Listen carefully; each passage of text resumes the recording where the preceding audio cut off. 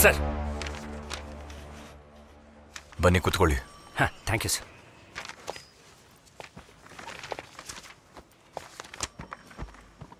ನಿಮ್ಮ ನಾದಿನಿ ಮತ್ತು ಅವ್ರ ಗಂಡ ಕಾಣೆ ಆಗಿದ್ದಾರೆ. ಎಲ್ಲಿ ಹೋಗಿದ್ದಾರೆ ಅಂತ ಏನಾದರೂ ಗೊತ್ತಾಯ್ತಾ? ಅವರಿಬ್ಬರ ಬಗ್ಗೆ ನನಗೇನು ಗೊತ್ತಿಲ್ಲ ಸರ್. ನೋಡ್ರಿ, ಬೆಕ್ಕು ಕಣ್ಣು ಮುಚ್ಕೊಂಡು ಹಾಲು ಕುಡಿದ್ರೆ ಯಾರಿಗೂ ಗೊತ್ತಾಗಲ್ಲ ಅಂತ ಅಂದ್ಕೊಂಡಿದ್ದೀರಾ? ಏನು ಹೇಳ್ತಾ ಇದ್ದೀರಾ ಸರ್? ನಾನೇನು ಸರ್ ಮಾಡಿದೆ? ನಿಮ್ಮ ಬಗ್ಗೆ ಎಲ್ಲ ತಿಳ್ಕೊಂಡೇ ಮಾತಾಡ್ತಿರೋದು. ನಿಮ್ಮ ನಾದಿನಿ ಹುಡುಗನ ಮದುವೆ ಆಗೋದು ನಿಮ್ಗೆ ಇಷ್ಟ ಇರಲಿಲ್ಲ, ಆದರೂ ಮದುವೆ ಆಗೋಯ್ತು. ಈಗ ಮದುವೆ ತಡೆಯೋಕ್ಕಾಗಲಿಲ್ಲ ಅಂತ ಸಮಯ ನೋಡಿ ಅವರಿಬ್ಬರನ್ನೂ ದೂರ ಮಾಡಿದ್ದೀರಾ ಅಲ್ವಾ? ಇಲ್ಲ ಸರ್, ಹಾಗೆಲ್ಲ ನಾನೇನೂ ಮಾಡಿಲ್ಲ. ನೀವು ನನ್ನ ಮೇಲೆ ಸುಮ್ಮನೆ ಅನುಮಾನ ಪಡ್ತಾ ಇದ್ದೀರಾ ಅಷ್ಟೇ. ಅನುಮಾನ ಪಡೋದು ನಮಗೇನು ಹೊಸ್ತ ಮಹೇಶ್. ಸುಟ್ಟು ವಾಸನೆ ಬರ್ತಿದೆ ಅಂತಂದರೆ ಎಲ್ಲೋ ಹಚ್ಚಿರೋ ಬೆಂಕಿ ಆರಿದೆ ಅಂತ ತಾನೇ ಅರ್ಥ. ನೋಡಿ, ನೀವು ಸತ್ಯನ ಮುಚ್ಚಿಡೋಕೆ ಪ್ರಯತ್ನ ಪಟ್ಟರೆ ಏನೂ ಲಾಭ ಇಲ್ಲ. ಅದೇ ನಡೀತು ಅಂತ ನಿಜ ಹೇಳಿ. ಸರ್, ಜನನಿನ ನನ್ನ ತಮ್ಮನಿಗೆ ಮದುವೆ ಮಾಡ್ಕೋಬೇಕು ಅಂದ್ಕೊಂಡಿದ್ದೆ ಸರ್. ಅದಕ್ಕೆ ಅವಳು ಒಪ್ಕೊಳ್ಳಿಲ್ಲ. ಅವಳು ಚಂದ್ರನ ಮದುವೆ ಆಗಿರೋ ವಿಚಾರ ನಮ್ಗೆ ಯಾರಿಗೂ ಗೊತ್ತೇ ಇರಲಿಲ್ಲ ಸರ್. ಮದುವೆ ಆಗಿರೋ ವಿಷಯ ಕೇಳಿ ಬೇಜಾರಾಗಿದ್ದೇನೋ ನಿಜ. ಅವರಿಬ್ರು ಮದುವೆ ಆದಮೇಲೆ ನಾವು ಅವ್ರ ತಂಟಕ್ಕೆ ಹೋಗಲೇ ಇಲ್ಲ ಸರ್. ನೋಡ್ರಿ, ಅದೇ ನಡೀತು ಅಂತ ಕ್ಲಿಯರಾಗಿ ಹೇಳಿ. ಇಲ್ಲ ಅಂದರೆ ನನ್ನ ಸ್ಟೈಲಲ್ಲಿ ಬಾಯಿ ಬಿಡಿಸ್ಬೇಕಾಗತ್ತೆ. ಸತ್ಯ ಹೇಳ್ತೀನಿ ಸರ್.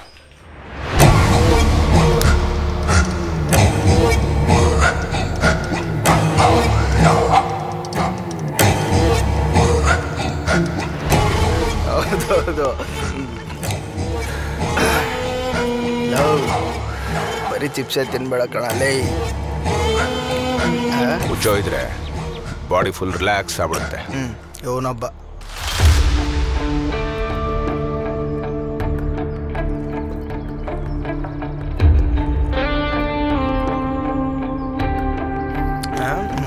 ನಮಸ್ಕಾರ ಸರ್.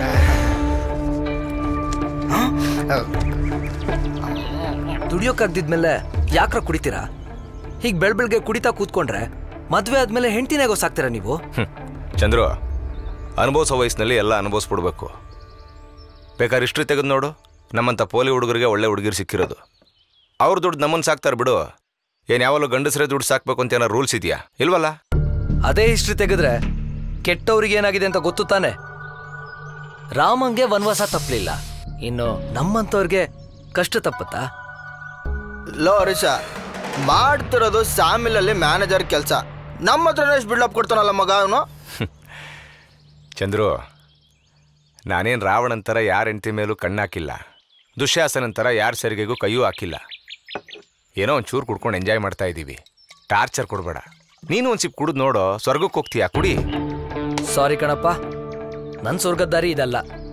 ನೀವು ಕುಡಿಯೋರ್ಗೆ ಬುದ್ಧಿ ಹೇಳೋಷ್ಟು ಬುದ್ಧಿವಂತನ ನಾನಲ್ಲ, ಅಷ್ಟು ಟೈಮು ನನ್ನ ಹತ್ರ ಇಲ್ಲ. ನನಗೆ ಕೆಲ್ಸಕ್ಕೆ ಟೈಮ್ ಆಗ್ತಿದೆ, ಬರ್ತೀನಿ. ಬಾಯ್. Thank you. ಮುಂದಿನ ವಾರ ಕೊಟ್ಬಿಡ್ಬೇಕು.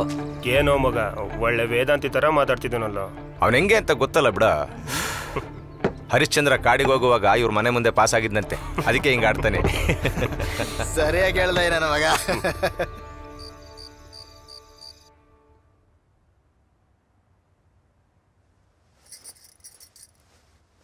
ಯಾಕ್ರಿ, ಏನು ಯೋಚನೆ ಮಾಡ್ತಿದ್ದೀರಾ? ಸ್ಟೇಷನಲ್ಲಿ ಏನಾದರೂ ಪ್ರಾಬ್ಲಮ್ಮಾ? ಇಲ್ಲ, ಹಾಗೇನಿಲ್ಲ ಕಣೆ. ಅದು ನಮ್ಮ ಹರೀಶನ ಬಗ್ಗೆನೇ ಯೋಚನೆ ಮಾಡ್ತಾ ಇದ್ದೆ. ಅಯ್ಯೋ, ಅವನ ಬಗ್ಗೆ ಯೋಚನೆ ಮಾಡೋದೇನಿದೆ?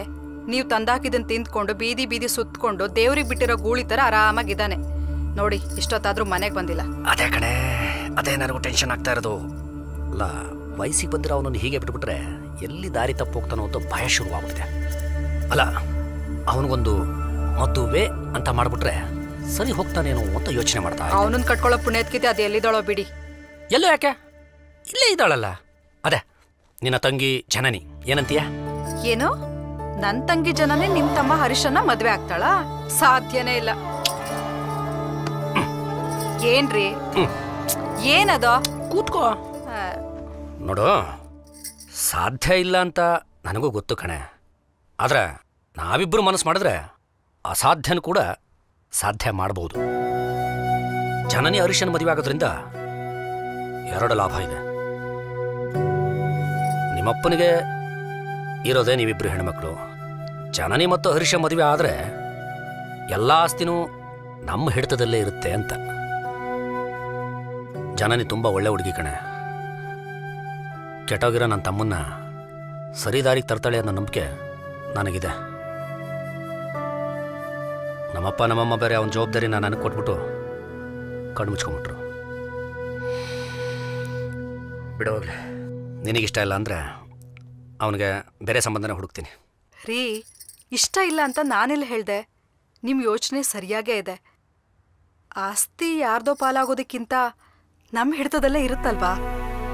ಅಂದರೆ ನಿನಗೆ ಈ ಸಂಬಂಧ ಇಷ್ಟ ಇದೆ ಅಂದಂಗಾಯ್ತು. ನಿಮ್ಮ ಮಾತಿಗೆ ನಾನು ಯಾವತ್ತು ಇಲ್ಲ ಅಂತ ಅಂದಿದ್ದೀನಿ ಹೇಳಿ? ಅದರಲ್ಲೂ ಜನನಿ ನಾನು ಇಬ್ರು ಒಟ್ಟಿಗೆ ಇರ್ತೀವಿ ಅಂದ್ರೆ ಅದಕ್ಕಿಂತ ಖುಷಿ ಬೇರೆ ಬೇಕಾ? ಯಾವುದಕ್ಕೂ ಅಪ್ಪ ಅಮ್ಮಗೆ ಈ ವಿಷಯ ತಿಳಿಸೋಣ. ಗಂಡನಿಗೆ ತಕ್ಕ ಹೆಂಡತಿ. ನಿಂತ್ಕೊಳೆ. ನೀನು ತಪ್ಪಿಸ್ಕೊಂಡ್ರೂ ಪರವಾಗಿಲ್ಲ, ಯಾವುದೇ ಕಾರಣಕ್ಕೂ ಆಸ್ತಿ ಮಾತ್ರ ನನ್ನ ಕೈ ತಪ್ಪು ಹೋಗ್ಬಾರ್ದು.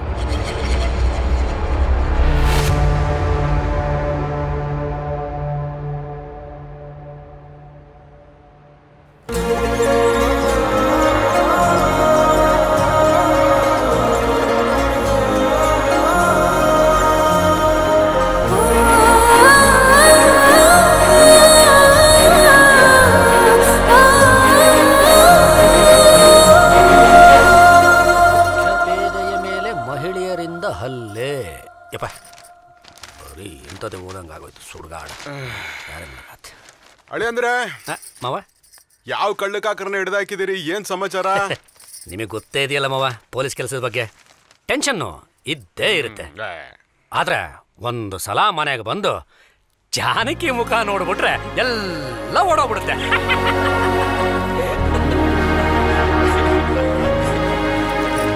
ಅಳಿ ಅಂದ್ರೆ ನಿಮ್ಮಿಬ್ಬರನ್ನ ನೋಡ್ತಾ ಇದ್ರೆ ತುಂಬಾ ಖುಷಿ ಆಗುತ್ತೆ. ಗಂಡ್ಮಕ್ಳಿಲ್ಲ ಅನ್ನೋ ಕೊರಗ್ನ ನೀವು ನೀಗಿಸ್ಬಿಟ್ರಿ. ನಮ್ ಜನನಿಗೂ ನಿಮ್ಮಂತ ಒಬ್ಬ ಒಳ್ಳೆ ಹುಡುಗ ಸಿಕ್ಬಿಟ್ರೆ ಅಷ್ಟೇ ಸಾಕು. ಹೌದೌದು ಹೌದು.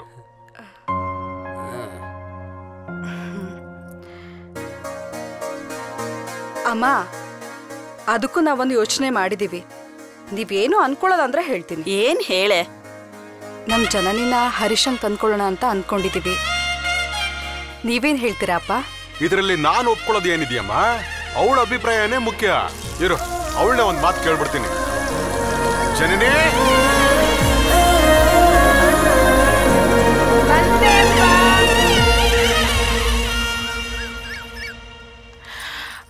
ಏನಪ್ಪ? ಜನನಿ, ನಿನ್ನ ಅಕ್ಕ ಬಾವ ನಿನ್ನ ಹರೀಶನ್ಗೆ ಮದುವೆ ಮಾಡ್ಕೋಬೇಕು ಅಂತ ಅನ್ಕೊಂಡಿದಾರಂತೆ. ನಿನಗೆ ಹರೀಶನ್ನ ಮದುವೆ ಮಾಡ್ಕೊಳಕ್ಕೆ ಒಪ್ಪಿಗೆ ಏನಮ್ಮ?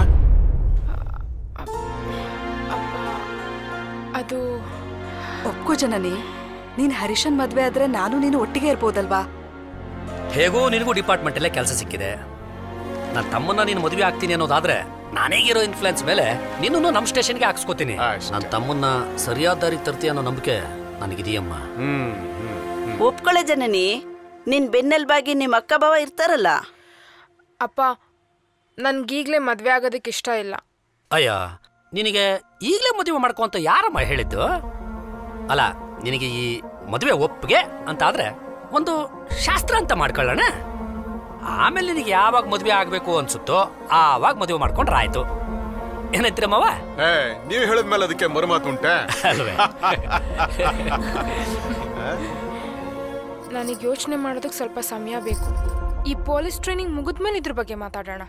ಅಲ್ಲಿವರೆಗೂ ಯಾರು ನನ್ನ ಈ ವಿಚಾರವಾಗಿ ಬಲವಂತ ಮಾಡಬೇಡಿ. ಆಯ್ತಮ್ಮ, ನೀನು ಟ್ರೈನಿಂಗ್ ಮುಗಿಸಿ ಕೆಲ್ಸಕ್ಕೆ ಸೇರ್ಕೊಳ್ಳೋವರೆಗೂ ನಾವ್ಯಾರು ನಿನ್ನ ಮದುವೆ ಸುದ್ದಿಗೆ ಬರಲ್ಲ. ಆದ್ರೆ ಆಮೇಲೆ ನೇರವಾಗಿ ಹೆಣ್ಣು ಕೇಳೋದಕ್ಕೆ ಬಂದು ಬಿಡ್ತೀವಿ. ಏನಂತೀಯ ಜಾನಕಿ?